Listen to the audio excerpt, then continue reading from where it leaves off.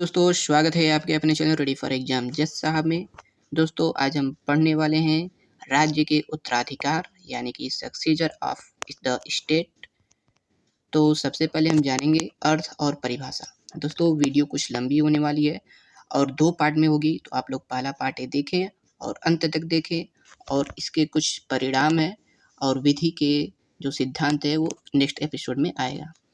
तो दोस्तों जो ग्रोसियस थे यानी कि the rule of succession of state in international law was introduced by Grotius, यानी कि सबसे पहले ग्रोसियस ने ही क्या किया, राज्य अंतर्राष्ट्रीय विधि में राज्यों के उत्तराधिकारों का नियम प्रारंभ किया था और he adopted this rule from Roman law, इन्होंने रोमन विधि से अपनाया था। When a person dies his legal responsibilities and right pass to his successor, यानी कि ये है दोस्तों अकॉर्डिंग टू रोमन लॉ में, यानी कि रोमन लॉ के विधि के अनुसार जब किसी व्यक्ति की मृत्यु हो जाती है तो विधि में उसके उत्तरदायित्व, ठीक, और अधिकार ये दोनों उसके उत्तराधिकारी को प्राप्त हो जाते हैं, ठीक। और है Grotius also adopted the same rule regarding the succession of state, यानी कि यही जो नियम है रोमन विधि का नियम, यही ग्रोसियस ने राज्य के उत्तराधिकार के विषय में भी अपनाया है, ठीक। और when the territory of one state passes from the domain to the dominion of another it called succession of the state, यानी कि जब एक राज्य का प्रदेश उसके प्रभुत्व से दूसरे के प्रभुत्व में चला जाता है, ठीक, तो इसे राज्य का उत्तराधिकार कहा जाता है। It called succession of the state.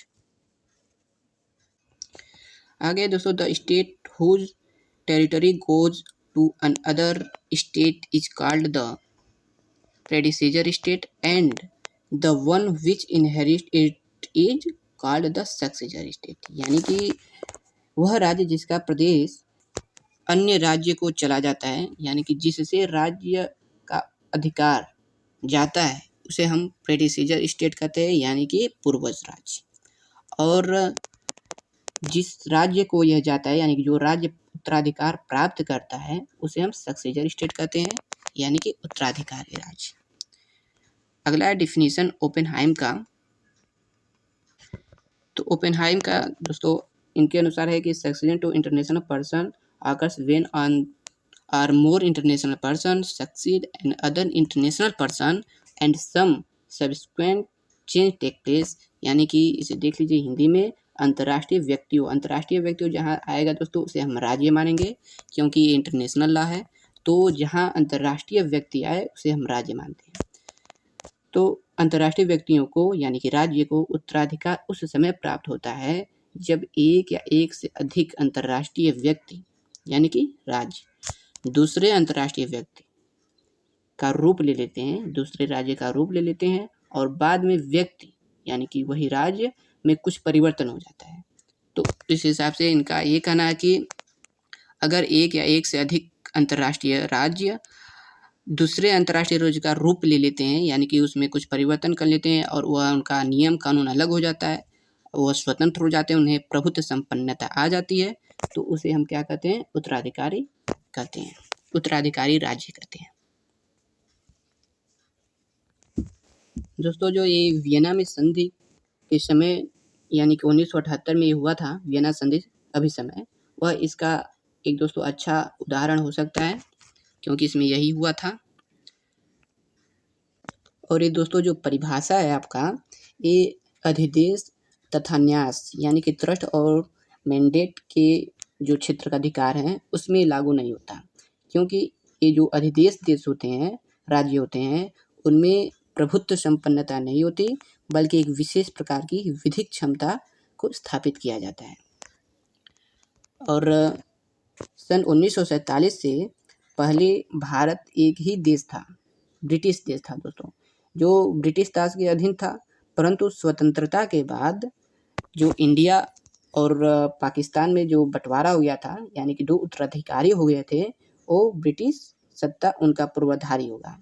यानी कि पहले जो ब्रिटिश ताज के अधीन था वह पूर्वाधिकारी होगा, और बाद में जब 1947 के बाद बंटवारा हो गया था तो भारत और पाकिस्तान, ये जब दो उत्तराधिकारी देश हो गए थे, दो उत्तराधिकारी देश, तो इन्हें उत्तराधिकारी देश के रूप में जाना जाता है, नया उत्तराधिकारी देश। उत्तराधिकारी देश इसलिए जाना जाता है क्योंकि इनका पहले जो शासन था वो ब्रिटिश का था, ब्रिटिश का। तो उसके बाद जब इन लोगों में बंटवारा हो गया, यानी कि जब भारत और पाकिस्तान आज़ाद हो गए और भारत का अलग शासन हो गया और पाकिस्तान का जो देश है वो अलग हो गया, तो इन दोनों का अलग अलग जब प्रभुत्व संपन्न हो जाता है तो ये उत्तराधिकारी, नया उत्तराधिकारी राज्य में ये तब्दील हो जाते हैं, यानी कि बदल जाते हैं या इनका एग्जिस्ट हो जाता है, अस्तित्व में आ जाते हैं।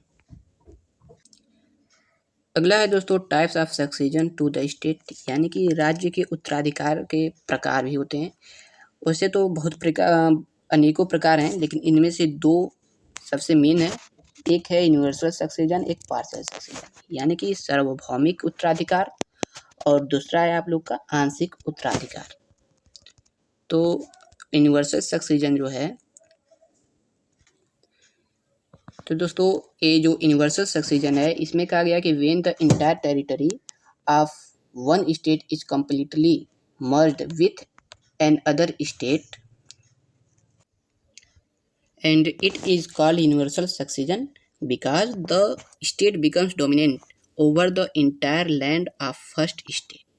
यानी कि जब किसी राज्य का संपूर्ण प्रदेश दूसरे राज्य में पूर्ण रूप से मिला दिया जाता है, मर्ज हो जाता है, तो सबसे पहले राज्य की समस्त भूमि पर राज्य का प्रभुत्व हो जाने के कारण क्या होता है कि सार्वभौमिक उत्तराधिकार कहलाता है।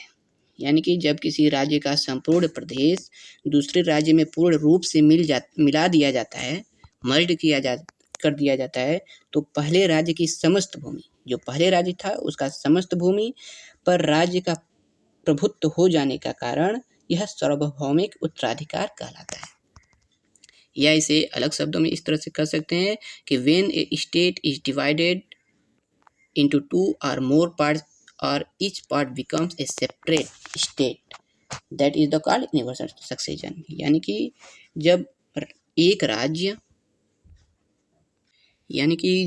राज्य या किसी भी राज्य की दो या दो से अधिक भाग हो जाएं, पार्ट्स हो जाएं, और उनमें से प्रत्येक भाग अलग अलग अंतर्राष्ट्रीय व्यक्ति यानी कि इसे राज्य कह सकते हैं बन जाए, तो उसे हम क्या कहेंगे, सार्वभौमिक उत्तराधिकार कहते हैं। इसमें होता है दोस्तों 1947 में जो ब्रिटिश भारत था उसे केवल भारत न करके ब्रिटिश भारत कहेंगे, और बाद में भारत और पाकिस्तान दो स्वतंत्र राज्य बने। तो इसका एक समझ लीजिए सार्वभौमिक उत्तराधिकार का एक मेन एग्जाम्पल हो सकता है। एक बात और है दोस्तों, जब एक राज्य दूसरे राज्य को पूर्ण रूप से ले ले या अपने में मिला ले, चाहे स्वेच्छा से हो या विजय से हो, किसी भी तरह से अगर वह दूसरे राज्य को अपने में मिला लेता है तो वह सार्वभौमिक उत्तराधिकार में आता है। इसका मुख्य उदाहरण ये हो सकता है कि सन 1901 में ग्रेट ब्रिटेन ने दक्षिण अफ्रीका को जीतकर अपने साम्राज्य में मिला लिया था, और 1910 में क्या हुआ था कि जापान ने कोरिया को मिला लिया था, और 1938 में दोस्तों जर्मनी द्वारा ऑस्ट्रिया को मिला लिया गया था। और ये सभी जो उदाहरण है वो सार्वभौमिक उत्तराधिकार के मेन उदाहरण हो सकते हैं। एक और है, इसे कह सकते हैं कि जब कई राज्य द्वारा मिलाकर एक संघ राज्य बना दिया जाता है, एक फेडरलिज्म दोस्तों बना दिया जाता है, एक फेडरल स्टेट बना दिया जाता है दोस्तों, तो उसे हम एक सार्वभौमिक उदाहरण दे सकते हैं। जैसे कि जब कई राज्य मिलकर एक संघीय राज्य का निर्माण करते हैं तो यह एक नया राज्य का जन्म ले लेते हैं। जैसे कि 18वीं शताब्दी में कई जर्मन राज्यों ने मिलकर एक जर्मन साम्राज्य का क्या किया था, स्थापित किया था, और उसमें मिस्र और सीरिया जो थे वो संयुक्त अरब गणराज्य बना लिए थे। यानी कि इधर जो था कई जर्मन राज्यों ने मिलकर एक जर्मन का निर्माण कर दिया था और उधर मिस्र और सीरिया मिलके एक संयुक्त अरब गणराज्य बना लिए थे। तो इस प्रकार से एक सार्वभौमिक उदाहरण का ये अच्छा उदाहरण है दोस्तों, नोट करते जाइएगा। और अगला है आपका पार्शियल सक्सेशन यानी कि आंशिक उत्तराधिकार। तो इसके बारे में दोस्तों निम्न परिस्थितियों में होता है, यानी कि ये जो पहला है, when a part of state separate from it by rebellion और agreement and becomes a separate state by gaining independence, या व्हेन वन स्टेट ट्रांसफर्स और acquires a share of another state. इसका मतलब ये हुआ कि जब किसी राज्य का कोई हिस्सा विद्रोह करके या कोई एग्रीमेंट करके या समझौते द्वारा उससे अलग हो जाता है, उस राज्य से अलग हो जाता है, तो स्वतंत्रता प्राप्त करके एक अंतर्राष्ट्रीय व्यक्ति राज्य बन जाता है। यानी कि अगर कोई एक लैंड में ए और बी दो राज्य हैं, ए और बी दो राज्य नहीं, एक राज्य है, और उसमें से कुछ पार्ट अगर बी बाहर निकल जाए तो या विद्रोह करके बाहर निकले या करार करके बाहर निकले या कोई समझौते द्वारा बाहर निकल जाता है इतना पार्ट, तो और एक प्रभुत्व संपन्न जो है विधि स्थापित कर लेता है, तो वह राज्य बन जाता है। ठीक, और ये हुआ था बांग्लादेश का पाकिस्तान के विरुद्ध विद्रोह करके। यानी कि जो ये मान लीजिए पूरा पाकिस्तान है और उसमें से कुछ बांग्लादेश निकल गया और वह अपना प्रभुत्व संपन्न यानी कि विधि स्थापित कर लिया, स्वतंत्र हो गया, तो उसे एक आंशिक उत्तराधिकार का एक प्रमुख उदाहरण दे सकते हैं।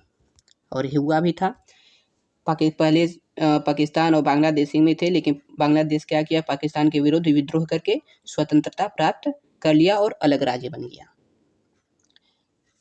और जब किसी राज्य को किसी दूसरे का हिस्सा हस्तांतरण कर दिया जाता है या मिल जाता है, तभी ये पार्शियल सक्सेशन का एक प्रमुख उदाहरण या बन जाता है। दोस्तों एक आंशिक उत्तराधिकार में एक और नियम है, जब कोई सार्वभौमिक राज्य यानी जब कोई राज्य किसी संघात्मक राज्य बड़े राज्यों में मिलकर अपनी स्वतंत्रता का कुछ भाग खो देता है, तो दूसरे राज्य का संरक्षण में आ जाता है और इस प्रकार वह एक आंशिक उत्तराधिकार का जन्म ले लेता है। उसका जो पार्ट खो गया है दूसरे राज्य में एक फेडरल कंट्री या स्टेट में मिल जाता है, तो वह आंशिक उत्तराधिकार में आता है और उसका कुछ भाग पे उसका प्रभुत्व संपन्न नहीं रह जाता है, जितना भाग वह संघात्मक राज्य में मिलकर अपनी खो चुका होता है। अब आइए जान लेते हैं दोस्तों थियरीज ऑफ स्टेट सक्सेशन, यानी कि राज्य के उत्तराधिकार का सिद्धांत क्या है, इसे जान लेते हैं। तो इसके निम्नलिखित 3 सिद्धांत हैं, जिसमें से पहला है आपका यूनिवर्सल सक्सेशन थियरी, यानी कि सार्वभौमिक उत्तराधिकार सिद्धांत। ये कहता है कि this is the oldest principle, यानी कि एक प्राचीनतम सिद्धांत है, in which the successor state enjoy all the right and discharge the obligation of its predecessor state। यानी कि इसमें उत्तराधिकार राज्य अपने पूर्ववर्ती राज्य के सभी ऑल द राइट यानी सभी अधिकारों का उपभोग करता है, एंजॉय एक तरीके से करता है, उपभोग करता है, तथा बाध्यताओं का निर्वहन करता है।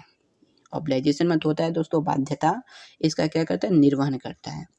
और जैसे कि after the death of a person all his responsibilities are fulfilled by his heir, यानी कि जब कोई व्यक्ति या किसी भी व्यक्ति की मृत्यु के बाद उसका जब सभी दायित्व उसका उत्तराधिकार पूरा करता है, तो उसके सभी दायित्वों का, उसके पूरे रिस्पॉन्सिबिलिटीज का क्या करता है, कर्तव्य का पालन करता है, उपभोग करता है।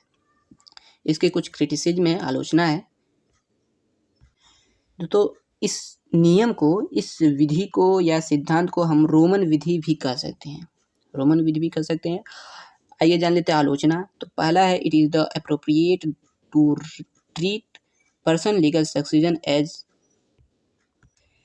इक्विवेलेंट टू स्टेट सक्सेशन, यानी कि व्यक्तिगत विधि के उत्तराधिकार को राज्य उत्तराधिकार के समान मानना क्या है, उचित नहीं है।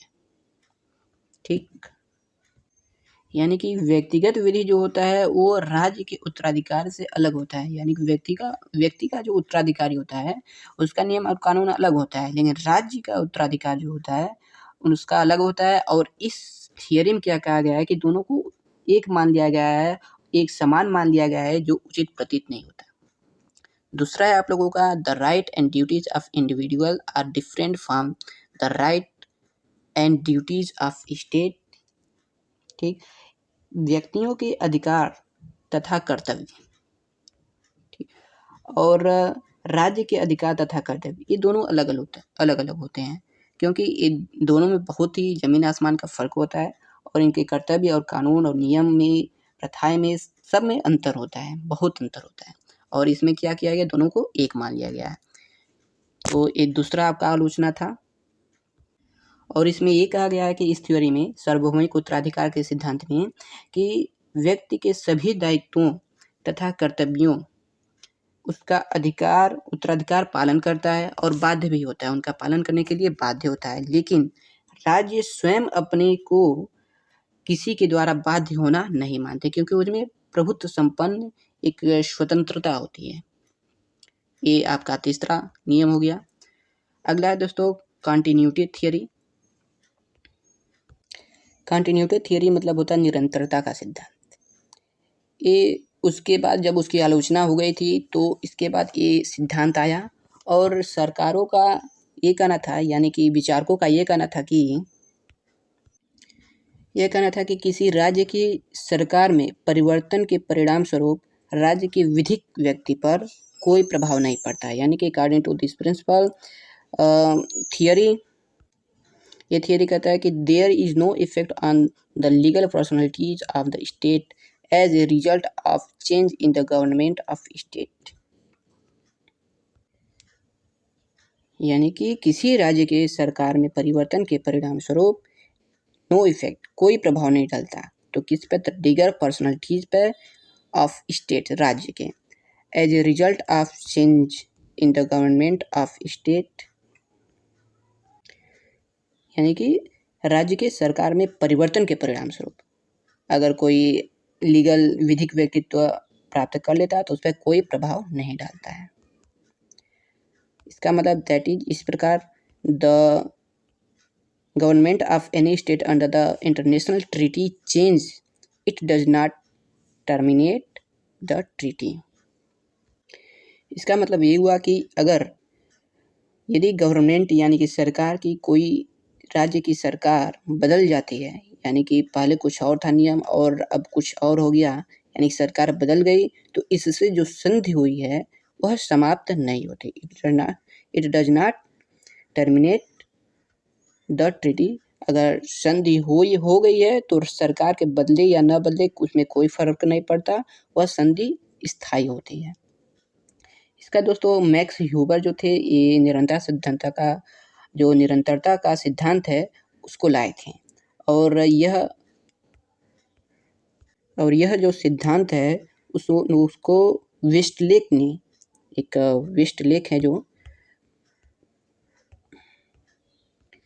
वेस्टलेक है उसमें इस सिद्धांत का पूर्ण अनुसरण किया गया था। एक वेस्टलेक है, उसमें क्या किया था, इस सिद्धांत का पूर्ण रूप से अनुसरण किया गया था, और बाकी जो 2 थ्योरियां हैं यानी कि थियरी हैं उसका पालन नहीं किया गया था। और ये सिद्धांत में दोस्तों एक और खासियत है कि जो नई सरकार होती है वह पूर्व सरकार के अधिकार और उत्तरदायित्व, ये दोनों उत्तराधिकारी सरकार के रूप में ग्रहण कर लेते हैं, अडॉप्ट कर लेते हैं। और ये जो थियरी है आपका, वह अंतर्राष्ट्रीय समुदाय के सामान्य हितों पर आधारित है। दोस्तों इसका जो क्रिटिसिज्म है, आलोचना है, यह भी बहुत हुई है इसकी भी। इसमें से 2 मुख्य है कि this principle is completely inconsistent with the practice of the state, यानी कि यह सिद्धांत राज्यों के जो अभ्यास से पूर्णतः असंगत होता प्रतीत होता है, यानी कि यह राज्य के जो अभ्यास या नियम कानून ये असंगत होता है, मिलता जुलता नहीं है।